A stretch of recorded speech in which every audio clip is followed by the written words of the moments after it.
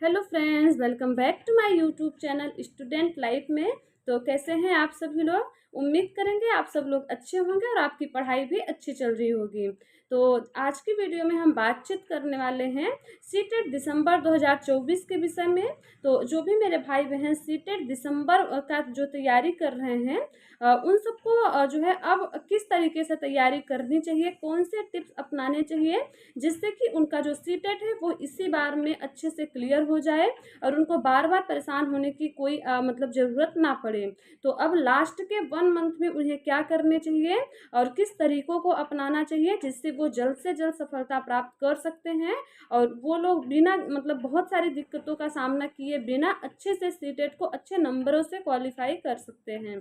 तो अगर आप मेरे वीडियो में नए हैं तो चैनल को सब्सक्राइब, वीडियो को लाइक ज़रूर करें और वीडियो को शुरू से लेकर लास्ट तक आपको ज़रूर देखना है, क्योंकि यहाँ पे मैं 1 से लेके 5 और 6 to 8 दोनों के विषय में बातचीत करने वाली हूँ, क्योंकि मैंने भी सीटेट क्वालिफाई कर रखा है और पहली बार में ही किया हुआ है। तो इसलिए बहुत सारे अनुभव हैं जो मैं आपके साथ साझा करूँगी और उम्मीद करूँगी कि आप मेरे उन अनुभव को और मेरे द्वारा कही गई सभी बातों पर गौर करेंगे और आप भी सीटेट को अच्छे से पढ़ेंगे और अच्छे से इस बार पेपर देंगे। तो चलिए हम वीडियो की शुरुआत करते हैं।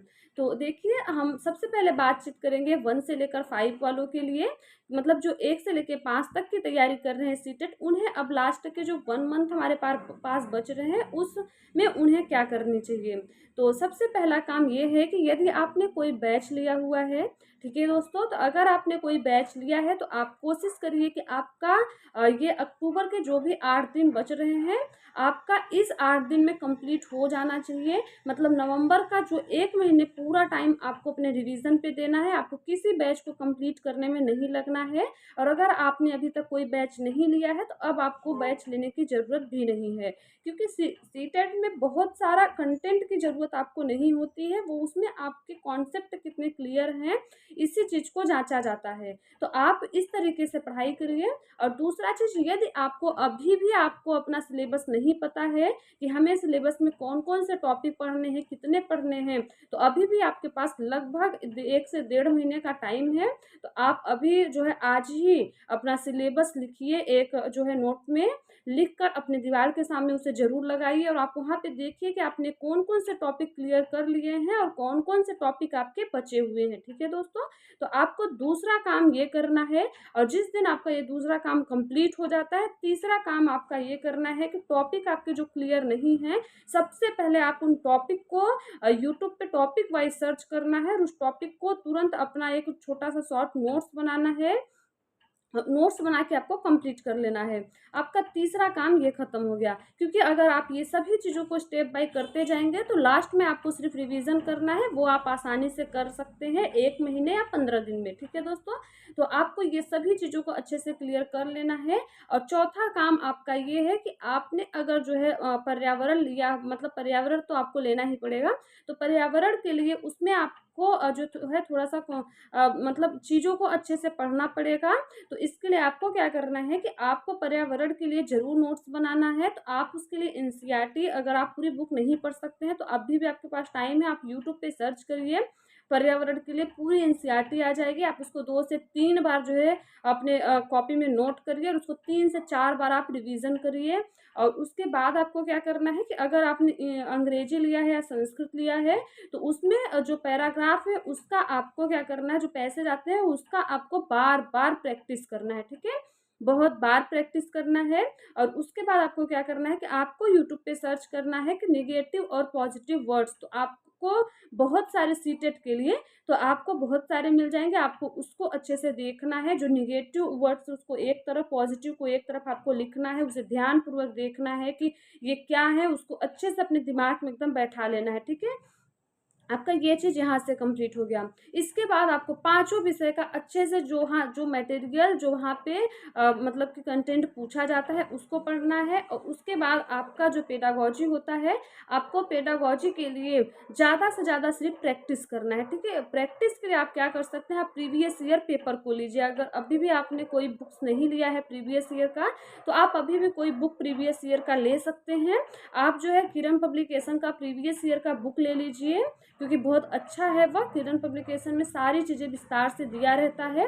तो आप उसको लेने के बाद क्या करेंगे, आप उसको रिवाइज़ करिए, सारे प्रीवियस ईयर को 2 से 3 बार देख जाइए। उसके बाद आप यूट्यूब पे जो भी प्रैक्टिस सेट चल रहे हैं आप उसे बार बार रिवीजन करिए, ठीक है। आपको अधिक बार जो है रिवीजन करना है। आपने अपना नोट्स पहले से बना लिया है तो आप उन सभी नोट्स को जो है रिवीजन करना स्टार्ट करिए। मतलब जो मैंने शुरू में आपको 3 से 4 पॉइंट बताए हैं, इसको आपको अक्टूबर माह में कंप्लीट कर लेना है, ताकि नवंबर से आपको सिर्फ रिवीजन करना है। वो चाहे आपका नोट्स हो उससे रिवीजन करिए, और प्रैक्टिस आप यूट्यूब से करिए, और प्रैक्टिस सेट से करिए। अगर इस तरीके से आप कर रहे हैं तो निश्चित रूप से आपका 1 to 5 के लिए कोई समस्या नहीं होने वाला है। और बाल विकास के लिए मैं आपको बता दूं दोस्तों कि बाल विकास में बहुत सारे टॉपिक नहीं है, जितने हैं बहुत असीमित टॉपिक है। तो आप उस टॉपिक को जो अपना सिलेबस नोट कर लेंगे तो उसमें आप देख लेंगे उसमें आपने कौन से टॉपिक को अच्छे से क्लियर कर लिया है, कौन से नहीं किया है। तो उसको भी अभी समय है, आप उसको नोट करके अच्छे से क्लियर कर लिए। इसमें से जीन हो गए, पियाजे, कोहलबर्ग, वाइगोत्स्की, इन लोगों को आपको अच्छे से पढ़ लेना है, क्योंकि इनसे संबंधित जो है वो कंटेंट भी पूछा जाता है, और आपसे पेडागोजी में भी इनसे मतलब जो इनकी थ्योरी वगैरह हैं उन उस पे आधारित प्रश्न आपसे पूछे जाते हैं।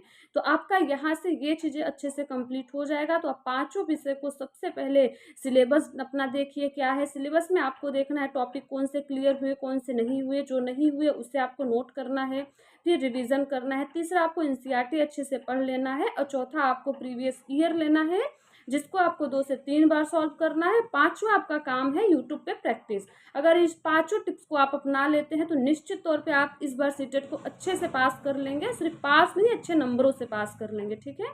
अब हम बात कर लेते हैं 6 to 8 के विषय में। तो देखिए दोस्तों, 6 to 8 में अगर आपने मतलब कि संस्कृत लिया हुआ है और आपका एक हिंदी, बाल विकास, 3 चीज़ें तो आपका अगर 1 to 5 के लिए आप पढ़ रहे हैं तो यहाँ से आपकी चीज़ें क्लियर हो जा रही हैं।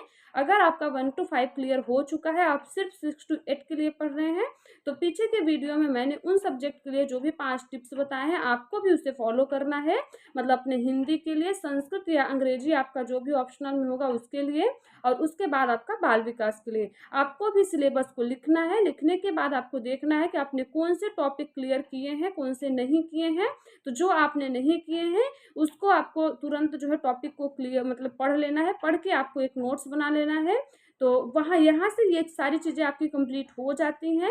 और प्रैक्टिस आप सेम करिए उसके जैसा ही, प्रीवियस ईयर आप भी लीजिए सेम 1 to 5 के जैसा ही, और उसको खूब ढेर सारा 2 से 3 बार आप उसको लगाइए प्रीवियस ईयर पेपर को। वहाँ से बहुत सारी चीज़ें आपको क्लियर हो जाएंगे कि प्रश्न कैसे बनते हैं, और प्रश्न रिपीट होते हैं कि नहीं होते हैं। हालांकि प्रश्न रिपीट होते हैं, लेकिन आपको स्वयं से अनुभव हो जाएगा, स्वयं से एक आइडिया लग जाएगा, तो आपका जो जो रुचि है वो और जाग जाएगा, ठीक है। तो वहाँ से वो सारी चीज़ें आप क्लियर कर सकते हैं। अब हम बात करेंगे जो 60 नंबर का आपका एसएसटी पोर्शन है। तो अगर आप एसएसटी लिए हैं तो एसएसटी, और अगर आप मैथ और साइंस लिए हैं तो उसके लिए आपको एनसीईआरटी ही पढ़ना पड़ेगा, क्योंकि आपके पास उसके अलावा कोई विकल्प नहीं है। एनसीईआरटी ही आपको पढ़ना है। उसके लिए बहुत सारे एनसीईआरटी के बुक्स के ऐप आते हैं जिससे आप प्ले स्टोर से डाउनलोड कर सकते हैं। तो डाउनलोड करने के बाद आपका जो अक्टूबर महीना है, या फिर आप 15 दिन मतलब नवंबर में भी ले सकते हैं।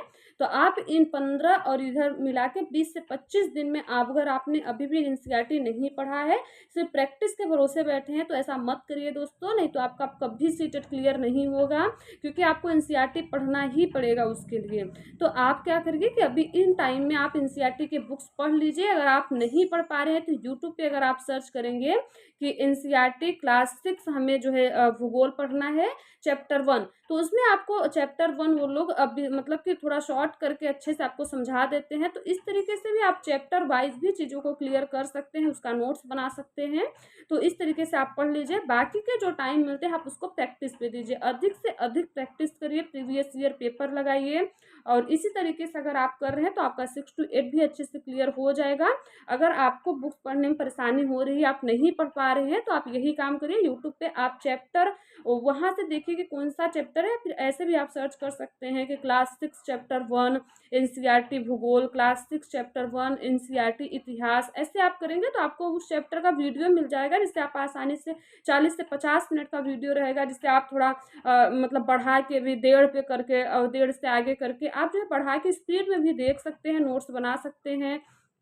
इस तरीके से करेंगे तो आपकी बहुत सारी चीज़ें उसमें क्लियर हो जाएँगी और आपको कोई परेशानी भी नहीं होगा। तो उम्मीद करेंगे कि आपको यहाँ तक की चीज़ें अच्छे से समझ में आ गई होंगी और आप जो है इन सभी टिप्स को अपनाएँगे, अपने जीवन में उतारेंगे और इस बार आप सीटेट को अच्छे से अच्छे नंबरों के साथ पास हो जाएँगे।